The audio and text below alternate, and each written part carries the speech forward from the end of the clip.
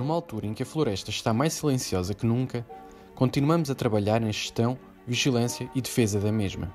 Terminado este período de isolamento, iremos juntos devolver os sons em falta. Somos o Corpo Nacional de Agentes Florestais do ICNF no Parque Natural da Arrábida. Continuamos a trabalhar para si. Mantenha-se em casa.